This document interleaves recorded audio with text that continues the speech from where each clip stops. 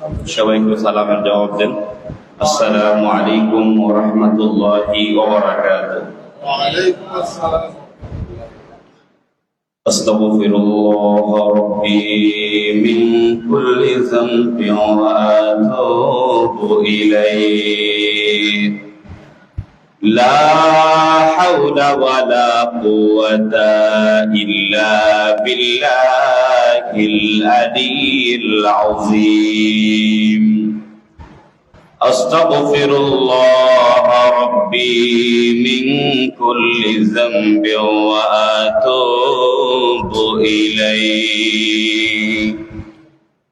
লা হাওলা ওয়া লা কুওয়াতা ইল্লা বিল্লাহিল আলিয়্যিল আযীম। আলহামদুলিল্লাহি রাব্বিল আলামিন। والعاقبة للمتقين والصلاة والسلام على من كان نبيا وآدم بين الماء والطين. فقد قال الله تعالى في شان حبيبه ومحبوبه آمرا ومخبرا: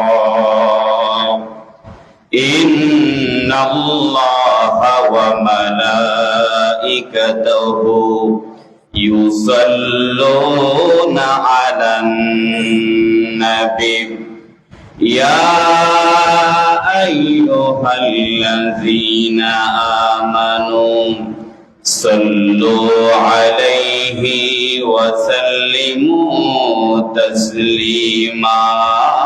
اللهم صل على سيدنا مولانا محمد وعلى آله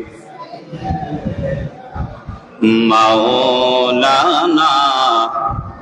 আরেকটু মোহাম্মতে পড়ি আল্লাহুম্মা সাল্লি আলা সাইয়্যিদিনা মাওলানা মুহাম্মদ ওয়া আলা আলি সাইয়্যিদিনা মাওলানা।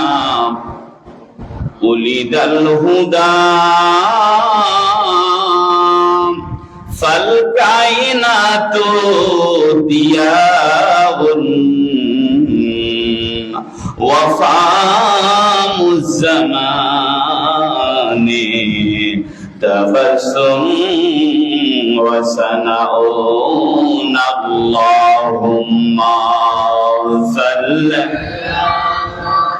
سيدنا مولانا محمد وعلى آل سيدنا الحمد لله والشكر لله والصلاة والسلام على رسول الله।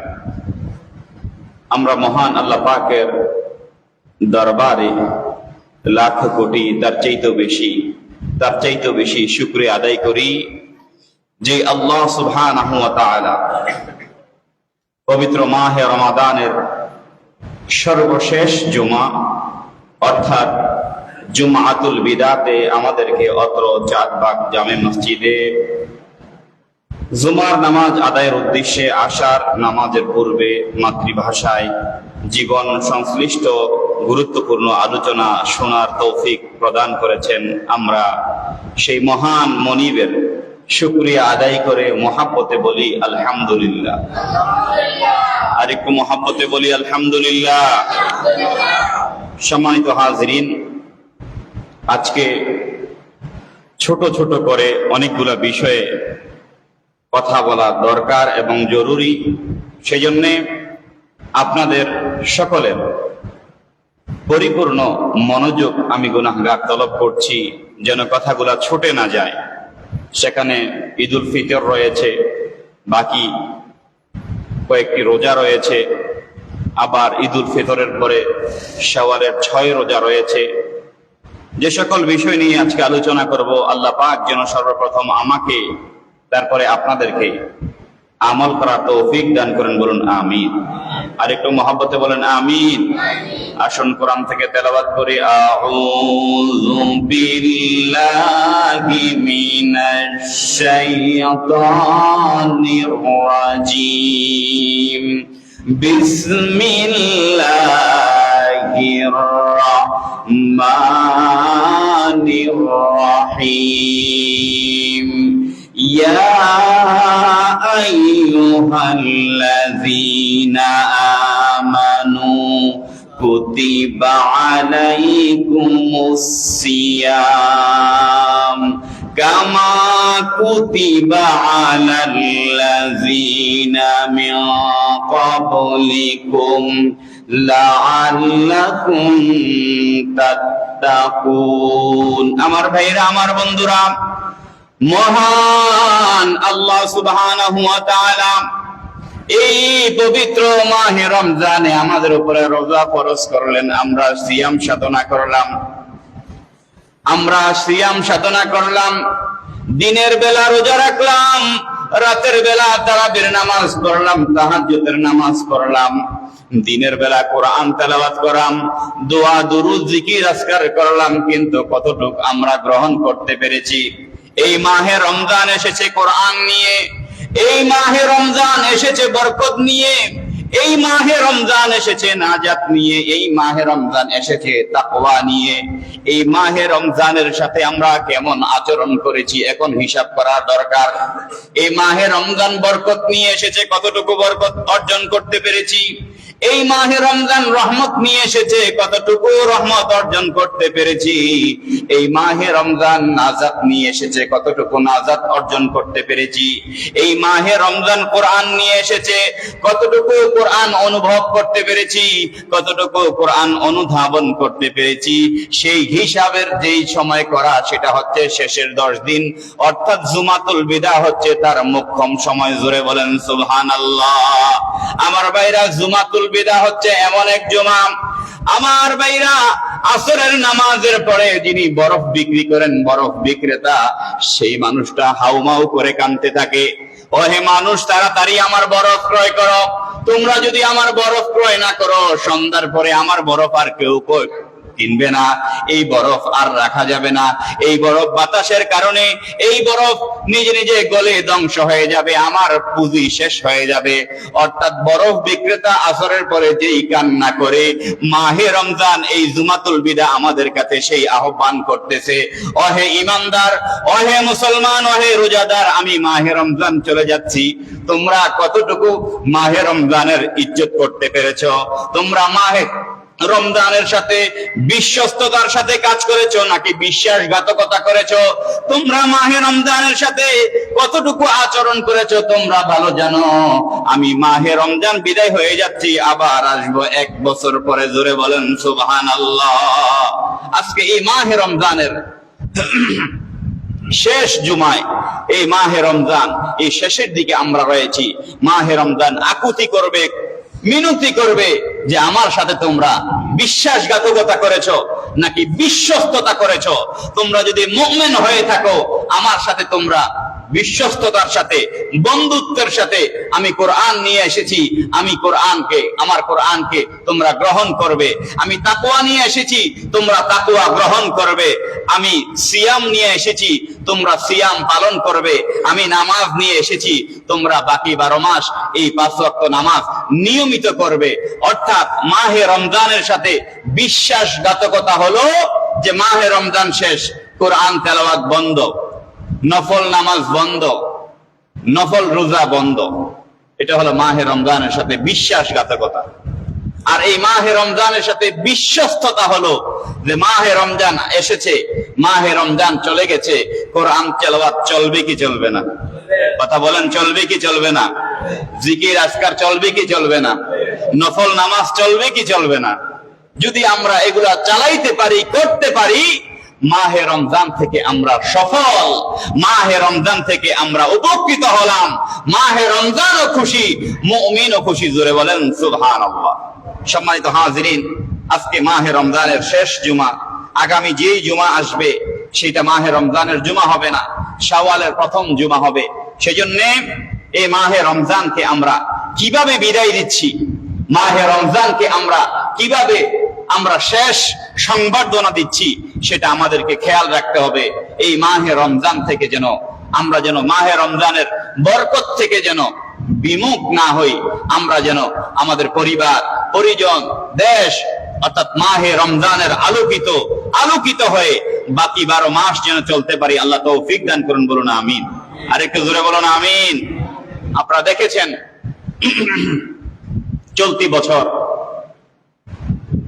আলহামদুলিল্লাহ এই মাহে রমজান উপলক্ষে বাজারের মধ্যে কি গত বছরের মতন আগুন ছিল? কথা বলেন, ছিল? বলতে পারেন হুজুর চাইলের অবস্থা খারাপ। আসলে কুমিল্লা, ফেনীতে বন্যা হওয়ার কারণে প্রচুর চাল, ধান ধ্বংস হয়েছে, যার কারণে বর্তমান বাজারের মধ্যে চালের সংকট। চালের কি সংকট? তো যেই জিনিসটার সংকট হয় এটা স্বাভাবিকভাবে বাজারে দাম বেশি থাকে না কম থাকে? বেশি থাকে, এটা স্বাভাবিক। কিন্তু চাল ছাড়া বাকি যে আপনার নিত্য নৈমিত্তিক বিষয় যেগুলা, শাকসবজি বলেন, মাছ তরকারি বলেন, মুদি মাল বলেন, সবকিছু আলহামদুলিল্লাহ নিয়ন্ত্রণে ছিল কি ছিল না? কথা বলেন, ছিল কি ছিল না? শুকরিয়া আদায় করে বলেন আলহামদুলিল্লাহ। আরেকটু মহাব্বতে বলেন আলহামদুলিল্লাহ। এটা তো গেলে এদিক দিয়ে, অন্য দিক দিয়ে আলহামদুলিল্লাহ। আপনাদের এলাকায় কি বিদ্যুৎ দিয়েছে 2-1 দিন? হ্যাঁ, তারাবির মধ্যে পুরা মাহে রমজানে আমার বাসার কথা বলছি আপনাদেরকে, মাহে রমজানে ফজরের পরে মনে হয় একদিন 15 থেকে 20 মিনিট বা 10 মিনিট অতটুক সময় দেখছি যে কারেন্ট ছিল না, বিদ্যুৎ ছিল না। বাকি পুরো মাহে রমজান আলহামদুলিল্লাহ মুসল্লিগণ প্রাণ ভরে মসজিদে ইবাদত করতে পেরেছে, বাড়িতে নামাজ পড়তে পেরেছে। জোরে বলি আলহামদুলিল্লাহ। আর একটু মহব্বতে বলে আলহামদুলিল্লাহ। আল্লাহ পাকের শুকরিয়া আদায় করেছি। এই ব্যবস্থা করে দিচ্ছেন কে? আল্লাহ পাকের পক্ষ থেকে।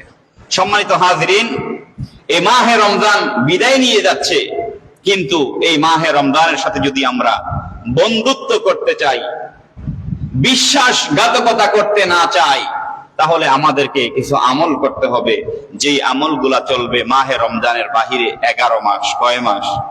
কথা বলেন না, কয় মাস? 11 মাস। 1 নাম্বার, কুরআনুল কারীম তেলাওয়াত করা, পাশাপাশি কুরআনুল কারীম বুঝে বুঝে পড়া। আপনার এই দুনিয়াতে অনেক মানুষ রয়েছে যাদের শিক্ষাগত কোনো যোগ্যতা নাই, কিন্তু টাকা গণতে দিলে গণতে পারে কি পারে না? কথা বলেন, লাখ টাকা, কোটি টাকা যদি দেন গণে দিবে না? দিতে পারবে। তার মানে হচ্ছে আপনি যেটা চান সেইটাই হবে। আপনি যদি চান যে কোরআনুল কারীম এটা আল্লাহ পাকের কিতাব, কার কিতাব? কার কিতাব বলেন তো? কার জন্য দিয়েছেন এটা? কার জন্য এটা দিয়েছেন? আমাদের জন্য, উম্মতের জন্য, উম্মতে মুহাম্মদীর জন্য। তো এই কিতাব আপনার জন্য, আমার জন্য আল্লাহ পাক দিয়েছেন। তো আমি এই কিতাব পড়লামও না, বুঝলামও না, এটা কি হলো? আপনার বন্ধু আপনাকে একটা দাওয়াত দিয়েছে, চিঠি দিয়েছে, আপনি ওই চিঠিটা পড়তে পারলেন না, বুঝতেও পারলেন না, তাহলে কি হলো? আল্লাহ পাক এই কোরআনুল কারীম আমার আপনার জীবন বিধান হিসাবে, আমার আপনার সংবিধান হিসাবে এই কোরআনুল কারীম পাঠিয়েছেন।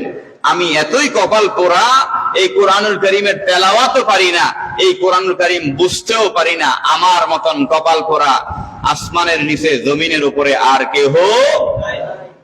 সেজন্য প্রিয় মুসল্লি ভাইরা, গত জুমায় আমি আপনাদের খেদমতে বলেছিলাম, আপনারা কোরআনুল কারীমের অনুবাদ গ্রন্থের সহযোগিতায় আপনারা কোরআনুল কারীম একটু একটু করে পড়ার চেষ্টা করবেন। আপনাদের এই কোরআনুল কারীম আপনি পড়ার চেষ্টা করবেন। আপনি একটু মুখ নাড়াবেন, কিতাব উল্টাবেন, আপনার যদি মনের মধ্যে যদি ভালো ইচ্ছা থাকে, আল্লাহ পাক দেখে কি দেখে না?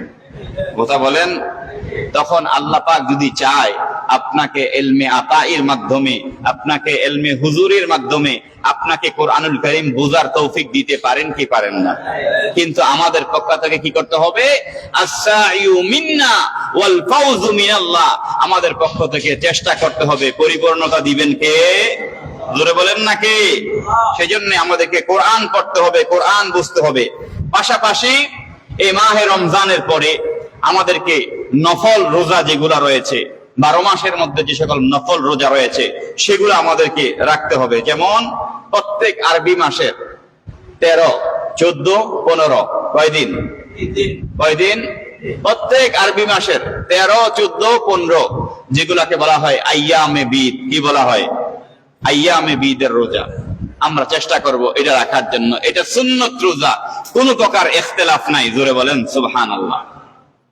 দ্বিতীয়ত, প্রত্যেক সপ্তাহে আমরা চেষ্টা করব 2 দিন রোজা রাখতে। একটা হচ্ছে সোমবার, আর একটা হচ্ছে, বলেন না, আরেকটা কি? বৃহস্পতিবার। সোমবার, বৃহস্পতিবার আমরা এই নফল রোজাগুলো রাখার চেষ্টা করব। জিলহজ মাসের প্রথম 9 দিন, জিলহজ মাসের যে মাসে কোরবানি হয় সেই মাসের প্রথম 9 দিন যে রোজা রয়েছে, 1 তারিখ থেকে 9 তারিখ পর্যন্ত আমরা সেই সুন্নত রোজাগুলা রাখার চেষ্টা করব। কেউ যদি না পারি, কিন্তু আরাফার দিনের রোজা অর্থাৎ 9 জিলহজ রোজা রাখবো ইনশাআল্লাহ, কুরবানির ঈদের আগের দিন। পাশাপাশি আশুরার দিন, 10 মুহররম, ঐতিহাসিক দিন, সেই আশুরার দিন আমরা রোজা রাখবো। পাশাপাশি আশুরার দিনের আগের দিন, আগের অর্থাৎ 9 মুহররম অথবা আশুরার পরের দিন 11 মুহররম, হয়তোবা 9, 10 অথবা 10, 11, আমাদের ইচ্ছা মতে আমরা 2টি রোজা রাখবো। আশুরার রোজা কয়টি রাখবো? 2টি। এভাবে যদি আমরা রোজাগুলা পালন করতে পারি, এইভাবে যদি আমরা আল্লাহ পাকের রসুলের দেওয়া এই বিধানগুলো আমরা মেনে নিতে পারি, আমরা আস্তে আস্তে আস্তে আস্তে আল্লাহর বান্দা থেকে বন্ধুতে রূপান্তরিত হতে পারবো। জোরে বলেন সুবহানাল্লাহ, জোরে বলেন সুবহানাল্লাহ। আমার আল্লাহ বলেন, আইয়ুকুম আহসানু আমালা, আমি সৃষ্টি করেছি তোমাদেরকে আমি দেখবার জন্য এটা, যে আমলের দিক দিয়ে কে কত সুন্দর, কে কত ভালো। জোরে বলেন সুবহানাল্লাহ। সম্মানিত হাজিরিন, পাশাপাশি আমরা এই মাহে রমজান যখন শেষ হয়ে যাবে, 2 ঈদের দিন এবং ঈদুল আজহার পরের 3 দিন, কয়দিন হলো? 2 ঈদের 2 দিন, ঈদুল আজহার পরের 3 দিন, মোট কয়দিন হলো? 5 দিন। এই 5 দিন রোজা রাখা হারাম। 5 দিন রোজা রাখা কি? হারাম। শাওয়ালের মাসের মধ্যে, এই পুরা শাওয়াল মাসের মধ্যে আমরা শাওয়ালের 6টা রোজা রাখতে চেষ্টা করব ইনশাআল্লাহ। এই 6টা রোজার, রমজানের 1 মাস রোজা এবং শাওয়ালের 6 রোজা মিলাইলে কি হয়? মিলাইলে 1 বছর রোজা রাখার সওয়াব পাওয়া যায়। জোরে বলেন সুবহানাল্লাহ। আমার ভাইরা, নবীজি পাকের সাথ করেন, মান সামা রমাদানা সুম্মা আতবাহু 6 মিনাশ শাওয়াল কানা কাসিয়ামিদ দাহরে। নবীজি বলেন, যেই ব্যক্তি রমজান মাসের রোজা রাখলো, তারপরে মাহে রমজানের পরে শাওয়ালের 6 রোজা রাখলো, সেই ব্যক্তি যেন পুরো 1 বছর রোজা রাখলো। জোরে বলেন সুবহানাল্লাহ। আমার ভাইরা, সেজন্য শাওয়ালের রোজাগুলো আমরা রাখার চেষ্টা করব ইনশাআল্লাহ। তারপরে হচ্ছে আপনার ফরজ নামাজের পরে যে নফল নামাজগুলা রয়েছে, সুন্নত নামাজগুলা রয়েছে, যেমন ফজর নামাজের সাথে ফজরের নামাজের আগে 2 রাকাত সুন্নত। কয় রাকাত? এটা হচ্ছে সুন্নতে মুআক্কাদা। সুন্নতের মুআক্কাদার মাকাম বা অবস্থান হচ্ছে ওয়াজিবের কাছাকাছি, আদায় করতেই হবে। আমরা এই সুন্নত নামাজটা পড়বো ফজরের আগে। তারপরে জোহরের নামাজ, জোহরের নামাজ ফরজ হচ্ছে 4 রাকাত, ফরজের আগে আরো আছে কয় রাকাত? 4 রাকাত, যেটা হচ্ছে সুন্নতুল মুআক্কাদা, যেটা ওয়াজিবের পর্যায়ে আপনাকে আদায় করতেই হবে। এই বিধান দিয়েছেন কে? রাহমাতুল লিল, কথা বলেন না, রাহমাতুল লিল আলামিন। তারপরে ফরজের পরে আমরা আরো 2 রাকাত সুন্নত পড়ব, তারপরে আবার 2 রাকাত নফল পড়ব। আসরের ফরজ 4 রাকাত নামাজের আগে 4 রাকাত আমরা সুন্নত নামাজ পড়ব, সুন্নতে আপনার জায়েদা, যেটা অধিরক্ত সুন্নত। তারপরে আমরা মাগরিবের নামাজের ফরজ নামাজের পরে 2 রাকাত সুন্নত পড়ব, তারপরে পারলে আমরা 2 রাকাত নফল পড়ব অথবা 6 রাকাত সালাতুল আওয়াবিন পড়ব। ঈশার নামাজের আগে আমরা 4 রাকাত সুন্নত নামাজ পড়ব, তারপরে এশারের 4 রাকাত ফরজ নামাজ পড়ব, তারপরে আপনার 2 রাকাত সুন্নত নামাজ পড়ব, তারপরে আপনার 2 রাকাত নফল নামাজ পড়ে আমরা ভিতরের নামাজ পড়ব। অর্থাৎ 5 ওয়াক্ত নামাজের আগে পরে যে নফল নামাজগুলা রয়েছে, এই নফল নামাজগুলা যদি আমরা পড়ি, তাহলে মাহে রমজানের যে বিশ্বস্ততা, মাহে রমজানের সাথে যে একটা সম্পর্ক, সেটা সারা বছর চালু থাকবে। জোরে বলেন সুবহানাল্লাহ। আল্লাহ আমাদেরকে তৌফিক দান করুন, বলুন আমিন। আর একটু জোরে বলুন আমিন। আমরা তৌফিক চাবো কার কাছে? কার কাছে? আল্লাহ যদি তৌফিক না দেয়, আমরা কি আমল করতে পারবো? পারবো না। সেজন্য আমার ভাইরা, আমরা যেন এই মাহে রমজানের সাথে এই বয়ান যেগুলা করা হচ্ছে, মাহে রমজানের পরে আমরা কিভাবে আমরা আমাদের বাকি আমলগুলা করব, সেগুলা যেন আল্লাহ পাক আমাদেরকে বাকি 12 মাস নফল রোজা, নফল নামাজ, দুরুদ শরীফ, আপনার মিলাদ শরীফ, তারপরে আপনার দান সদকা, অর্থাৎ যত ভালো কাজ রয়েছে যেগুলা মাহে রমজানে করেছি, বাকি 11 মাস যেন কন্টিনিউ করতে পারি। আল্লাহ তৌফিক দান করুন, বলুন আমিন। আমার ভাইয়েরা, عن أبي هريرة رضي الله تعالى عنه قال قال رسول الله صلى الله تعالى عليه وسلم قال الله عز وجل الصوم لي وأنا أجزي به الصوم جنة নবীজি সাল্লাল্লাহু আলাইহি ওয়াসাল্লাম ইরশাদ করেন, লম্বা হাদিস, হাদিসে কুদসি, নবীজি বললেন কুল্লু আমালিন ইবনে আদম লা, নবী বললেন তুমি নামাজ পড়ো, এটা তোমার জন্য, তোমার প্রতি তোমার রবের হুকুম। এই নামাজের মাধ্যমে তোমার আধ্যাত্মিক সংশোধন হবে, তোমার চারিত্রিক সংশোধন হবে। তুমি হজ করো, এটা তোমার ইবাদত। তুমি যাকাত দাও, এটা তোমার ইবাদত। কিন্তু তুমি যখন রোজা রাখো, ইল্লাস সাওম ফাইন্নাহু লি ওয়া আনা আজজি বি, আমার আল্লাহ বলেন এই যে রোজা রয়েছে, এই রোজা কারো জন্য না, এই রোজা হচ্ছে একমাত্র কার জন্য। জোরে বলেন কার জন্য? কেমনে আল্লাহর জন্য এটা? আমি যদি ঘরের মধ্যে দরজা বন্ধ করে পানি খাই, দুনিয়ার কেউ দেখবে? কথা বলেন, দেখবে? দুনিয়ার কেউ দেখবে না। কিন্তু এই ঘরের মধ্যে ঢোকার পরেও এই অন্তরে ভয় আছে কার? কেউ দেখে না, দেখে কে? আরেকটু জোরে বলেন কে? আল্লাহ দেখে। আল্লাহকে ভয় করে আমি রোজার দিনে আমার ব্যক্তিগত কক্ষে রুমের মধ্যে কিছু খাই না। এই জন্য হাদিসে কুদসির মধ্যে আমার নবীজি বলেন, আমার আল্লাহ সুবহানাহু ওয়া তাআলা ইরশাদ করেছেন, কুল্লু আমালিন ইবনে আদম লাহ, যে বনি আদমের সমস্ত ইবাদত এটা তার উপকারের জন্য, সে করে তার মাকসাদ অনুযায়ী, তার পজিশন বৃদ্ধি পাবে। ইল্লা সাওম, রোজা ব্যতীত, কারণ এই সিয়াম সাধনা, এই নামাজও আমার জন্য পড়ে, যাকাতও আমার জন্য দেয়, সবকিছু আমার জন্য, কিন্তু রোজা হচ্ছে ব্যতিক্রম। কারণ এটার মধ্যে এমন একটা আধ্যাত্মিক শিক্ষা রয়েছে, সেটা হচ্ছে সে একমাত্র ভয় করে কাকে? আল্লাহকে ভয় করে। আমার আল্লাহ বলেন ওয়া আনা আজিজি বি, আর এই রোজার প্রতিদান আমি স্বয়ং আল্লাহ আমার নিজ কুদরতি হাতে দেব। জোরে বলেন সুবহানাল্লাহ। আস-সাওমু জুন্নাহ, নবীজি বলেন সিয়াম সাধনা, রোজা হচ্ছে এটা জাহান্নামের ঢাল স্বরূপ। আমার ভাইরা, যখন বাংলাদেশের মধ্যে পুলিশের সাথে সংঘর্ষ হয়, আপনারা দেখবেন পুলিশের হাতে একটা এরকম ডাল আছে কি নাই? থাকে কিনা? থাকে না? এটা কি হয়? এটা হচ্ছে, এটার মধ্যে যদি বুলেট পড়ে, এটা ভাঙবে না, কিছু হবে না, বুলেট অন্যদিকে চলে যাবে। এটা অনেক শক্তিশালী একটা পদার্থ দিয়ে তৈরি। আমার নবীজি বলেন আস-সাওমু জুন্নাহ, আর এই রোজা হচ্ছে ডাল স্বরূপ। এই রোজা একজন জাহান্নামীকে জান্নাতি করবে, জাহান্নাম থেকে আমার এই রোজা, এই সিয়াম সাধনা একটা মানুষকে পবিত্র করবে, জাহান্নাম থেকে পবিত্র করে জান্নাতে নিয়ে আসবে। জান্নাতে জাহান্নামে যাওয়ার জন্য বড় বাধা হয়ে যাবে এই রোজা। জোরে বলেন সুবহানাল্লাহ। সেই জন্য আমার ভাইরা, আমরা যেন আমাদের এই সিয়াম সাধনা বাকি যেগুলো রয়েছে আমরা যেন পরিপূর্ণভাবে আদায় করতে পারি। আল্লাহ তৌফিক দান করেন, বলুন আমিন।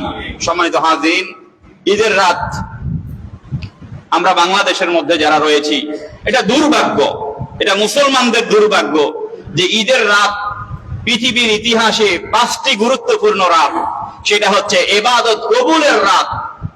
তোর মধ্যে একটা শবে কদর, তোর মধ্যে একটা শবে বরাত, তোর মধ্যে একটা শবে মেরাজ, তোর মধ্যে একটা আশুরার রাত। 5 থেকে যে 6টি রাত রয়েছে মুসলমানদের ইতিহাসে দোয়া কবুলের রাত, গুরুত্বপূর্ণ দামি রাত। তোর মধ্যে হচ্ছে 2 ঈদের রাত। কয় ঈদের রাত? 2 ঈদের রাত। আমরা 2 ঈদের রাতে কি করি? স্বাভাবিকভাবে অধিকাংশ মানুষ মার্কেটে, গল্প গুজবে, সিনেমা, টেলিভিশনে, মোবাইলে আমরা সময় কাটাই। কথা বলেন ঠিক কিনা? আর একটু জোরে বলেন ঠিক কিনা? সম্মানিত হাজিরিন, ঈদের রাত যখন হতো, আমরা ইয়েমেনে আমরা দেখেছি ঈদের রাত কত গুরুত্ব সহকারে তারা পালন করে। এশারের নামাজ যথাসময় আদায় করার পরে সাথে সাথে খাবার খাওয়িয়ে, ঈদের রাতের আমলটা আপনাদের খেদমতে আমি বলি, মাগরিব নামাজের পরে সবাইকে রাতের খাবার খাওয়াই ফেলবে, মাগরিব নামাজের পরে। তারপরে এশার নামাজের পরে সংক্ষিপ্ত সময় ঈদের তাকবীর হবে। ঈদের তাকবীর, ছেলেরা কয়েকজন মিলে মিলে ঈদের তাকবীর নিয়ে পুরা ক্যাম্পাসের মধ্যে ঘুরবে। তারপরে সবাই ঘুমিয়ে যাবে। ইহইয়াউল লাইল, অর্থাৎ রাত্রি জাগরণ থাকে 12টার দিকে। কয়টার দিকে? 12টার দিকে সমস্ত ছাত্ররা ঘুম থেকে উঠবে।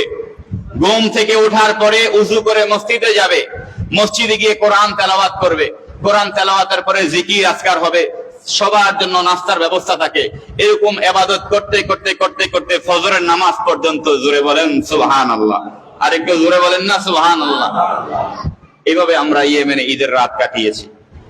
অতএব আমি আপনাকে বলছি ভাই, ঈদের রাত হচ্ছে ইবাদতের রাত। ঈদের রাত গান বাদ্যের রাত না। ঈদের রাত বন্ধুদেরকে নিয়ে আড্ডা দেওয়ার রাত না। ঈদের রাত মার্কেট করার রাত না। ঈদের রাত অন্য আরেকটি রাতের মতো নয়। ঈদের রাত হচ্ছে মাওলা থেকে চাওয়ার রাত, মাওলা থেকে ক্ষমা চাওয়ার রাত, মাওলা থেকে বরকত চাওয়ার রাত, মাওলা থেকে মার্জনা চাওয়ার রাত, মাওলার কাছে তওবা কবুলের রাত। কথা বলুন ঠিক কিনা?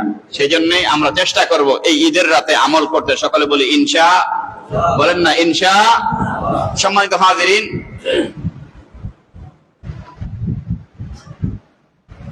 আমরা ঈদের দিন ঈদগাহে আসার সময়, যেহেতু আমাদের এই মহল্লা ছোট, ওরকম রাস্তাও নাই, তারপর আমরা চেষ্টা করব একই রাস্তা হলে আসার সময় রাস্তার ডান দিক দিয়ে আসবো, যাওয়ার সময় কোন দিক দিয়ে যাব? বাম দিক দিয়ে। অথবা আসার সময় বাম দিক দিয়ে আসলে যাওয়ার সময় ডান দিক দিয়ে আসবো। এটা সুন্নতে মুস্তাফা সাল্লাল্লাহু আলাইহি ওয়াসাল্লাম। এটা আমার নবী পাক সাল্লাল্লাহু আলাইহি ওয়াসাল্লাম ইরশাদ করেছেন। ঈদের দিন আমরা প্রথমে মিসওয়াক করব। ফজরের নামাজ আদায় করে আমরা কিছুক্ষণ অবসর নিব। তারপরে পরিবার পরিজনের সাথে সুন্দর করে সময় কাটাবো। তারপরে আমরা মিসওয়াক করব। আমরা পরিচ্ছন্নভাবে আমরা গোসল করব। গোসল করে আমরা পরিষ্কার কাপড় পরিধান করব। তারপরে আমরা আতর লাগাবো। আমার ভাইরা,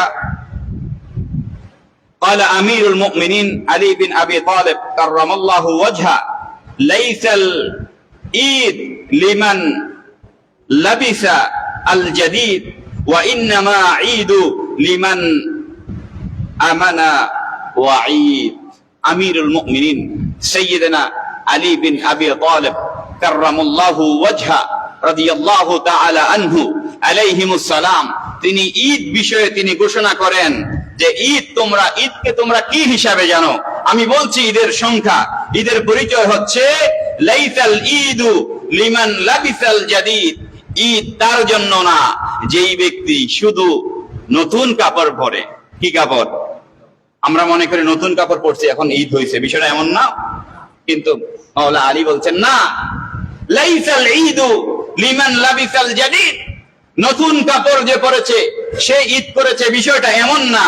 ওয়া ইন্নামাল ঈদু, নিশ্চয় ঈদ লিমান আমানা ওয়া ঈদ, আল্লাহর সাথে তোমার যেই চুক্তি ছিল, কন্ট্রাক্ট ছিল, তোমার সাথে যেই কথা হয়েছে যে তোমরা আমার ইবাদত করবে, তুমি আল্লাহ পাকের হুকুম আহকাম আল ওয়াঈদ মানে আল্লাহর সাথে যে প্রতিজ্ঞাবদ্ধ ছিলাম আমরা 5 ওয়াক্ত নামাজ ছাড়বো, কথা বলেন, এটা আল্লাহর সাথে আমরা আলমে আরওয়াতে প্রতিজ্ঞা করেছি যে আমরা আল্লাহ পাকের হুকুম আহকাম মেনে চলবো। আমি যদি ওয়াঈদ অর্থাৎ আল্লাহর সাথে যে প্রতিজ্ঞা ছিল আল্লাহ পাকের হুকুম আহকাম মানা, যদি আমি আল্লাহ পাকের হুকুম আহকাম মেনে থাকি তাহলে এটা আমার জন্য ঈদ, এটা আমার জন্য। অন্যদিকে ইসলামী স্কলাররা বলেছেন ওয়া ইন্নামা হুয়া ঈদুন লিমান ক্বাবিলাল্লাহ সিয়ামু, ঈদ হচ্ছে সেটাই যেই ব্যক্তি রোজাকে, সিয়াম সাধনাকে পরিপূর্ণ গ্রহণ করার মতন গ্রহণ করেছে। ওয়া শাকারা কিয়ামু, যেই ব্যক্তি এই মাহে রমজানে দাঁড়িয়ে দাঁড়িয়ে কিয়াম করেছে কৃতজ্ঞতার সহিত। ওয়া কুল্লু ইয়াউমিন লা ইয়াসা আল্লাহু ফাহুয়া ঈদ, প্রত্যেকটা দিন মুমিন তোমার জন্য ঈদ। যেই দিন তোমার কোনো গুনাহ নাই এই দিনই তোমার জন্য ঈদের দিন। জোরে বলেন সুবহানাল্লাহ। যেই দিন কোনো গুনাহ নাই সেই দিন কিসের দিন? ঈদের দিন। কার জন্য? মুমিনের জন্য। আমার ভাইরা, সেজন্য ঈদের দিন আমরা পরিষ্কার সুন্দর কাপড় পরে ঈদগাহেতে আসব এবং মাহে রমজানে ঈদগাহে আসার পূর্বে সুন্নত হচ্ছে মিষ্টান্ন গ্রহণ করে আসা। খেজুর হোক, সিমনি হোক, সেমাই হোক, আমরা কিছু একটা খেয়ে আসবো ইনশাআল্লাহ। কিন্তু ঈদুল আযহাতে ঈদের নামাজ পড়ে গিয়ে খেতে হবে, এটাও সুন্নত। জোরে বলেন সুবহানাল্লাহ। সেজন্যই আমরা এই কথাগুলো আল্লাহ পাক যেন আমাদেরকে আমল করার তৌফিক দান করেন, সকলে বলুন আমিন। আমার ভাইরা, ইসলামের ইতিহাসে আমাদের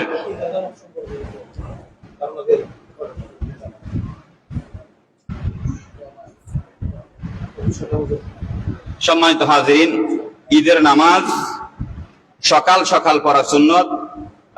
ঈদুল আজহার জামাত সকাল সকাল পড়া সুন্নত এবং উলামায়ে কেরাম সেটাতে গুরুত্ব দিয়েছেন। এবং ঈদুল ফিতর, যেটা আমাদের কোনো এখানে কুরবানি নাই, তো সেটা একটু বিলম্ব করার সুযোগ রয়েছে। তো আপনাদের এই মসজিদে কয়টায় জামাত হলে আপনাদের জন্য সুবিধা হবে? 7টা, 7:30, 8টা, কয়টায় ভালো হবে আপনাদের? একটু মতামত দেন। হ্যাঁ,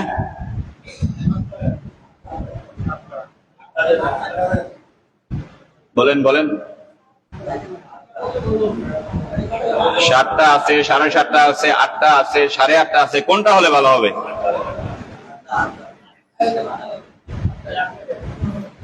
সব কয়টা দিব? 8টা।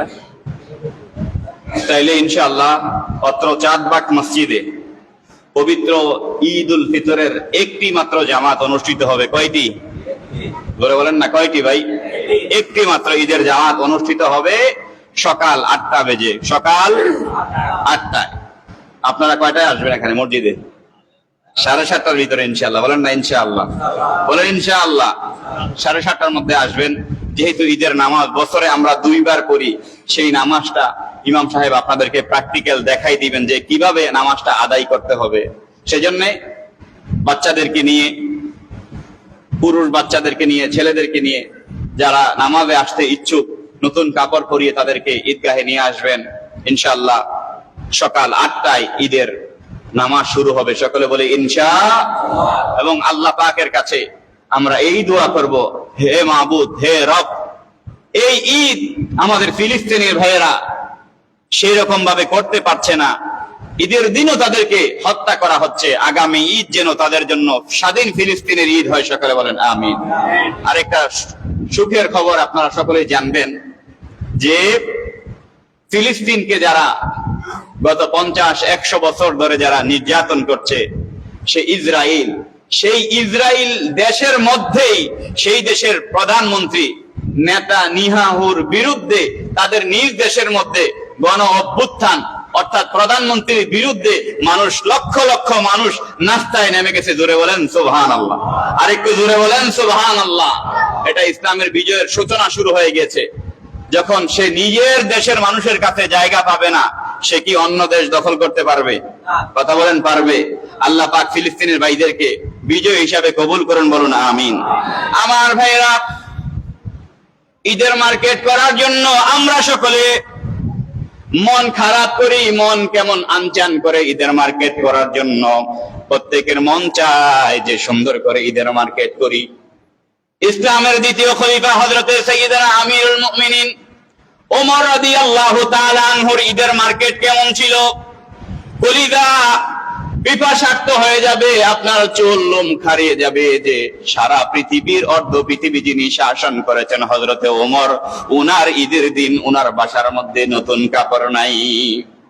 হযরতে ওমরের স্ত্রী উম্মে কুলসুম রাদিয়াল্লাহু তাআলা আনহা ওমর রাদিয়াল্লাহু তাআলা আনহুকে বলল, ওগো স্বামী, ঈদ চলে এসেছে, আমাদের ঘরে কারো নতুন কাপড় দরকার নাই, আমাদের ঘরের মধ্যে নতুন খানাফিনা নতুন কোনো কিছু দরকার নাই, কিন্তু আমাদের ছোট্ট যেই সন্তান রয়েছে তার জন্য যদি নতুন কাপড় না হয় সে বন্ধুদের সাথে ঈদ করতে পারবে না, সে লজ্জিত হবে, সে মনে কষ্ট পাবে। স্বামী গো, আমার নতুন কাপড়ের দরকার নাই, আমাদের কারো কোনো নতুন কাপড়ের দরকার নাই গো স্বামী, শুধুমাত্র আমাদের ছোট্ট সন্তান যে রয়েছে তার জন্য চাই একটি ঈদের কাপড়। হযরতে আমিরুল মুমিনিন ওমর রাদিয়াল্লাহু তাআলা আনহু তার স্ত্রীকে জানাইলেন, আমার হাতের মধ্যে একটি পয়সাও নাই, একটি হাতের ঘড়িও নাই।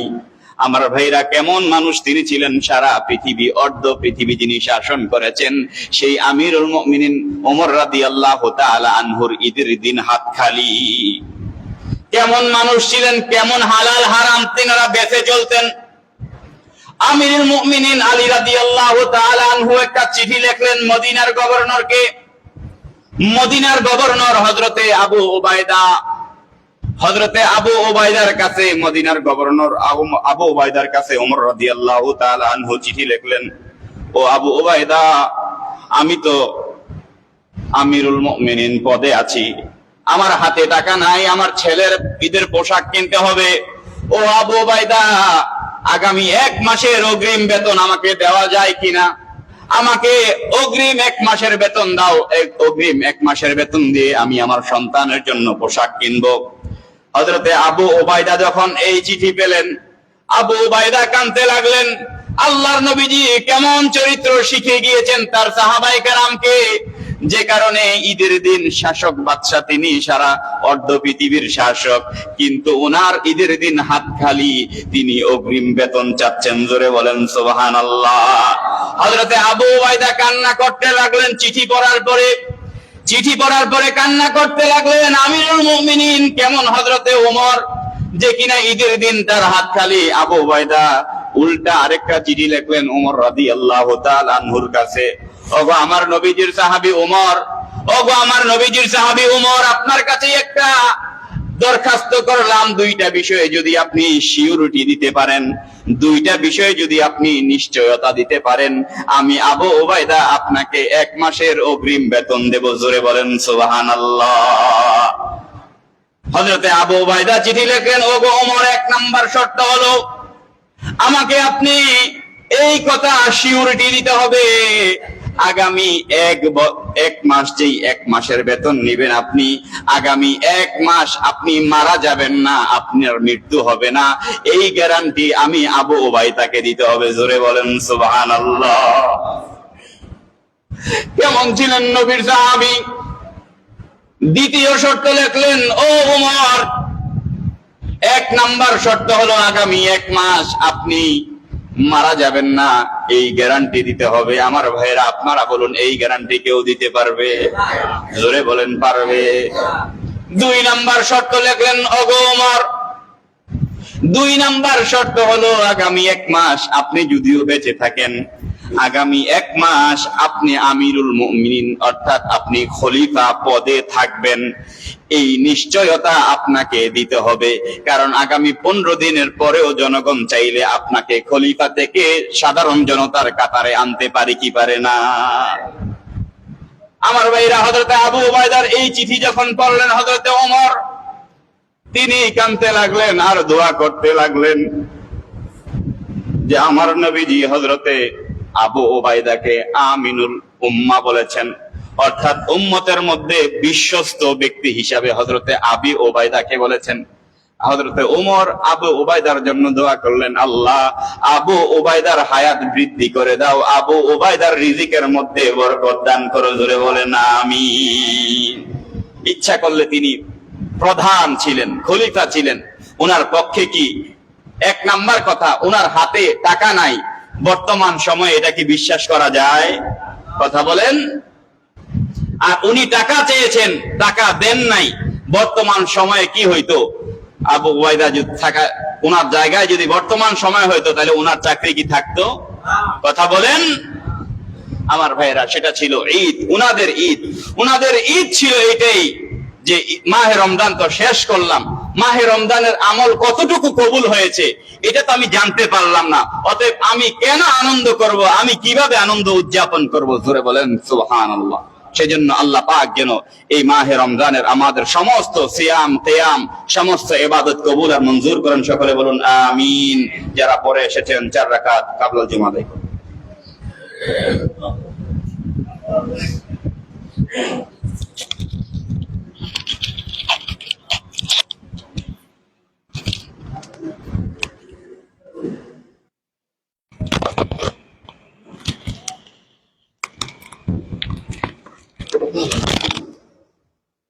Gracias.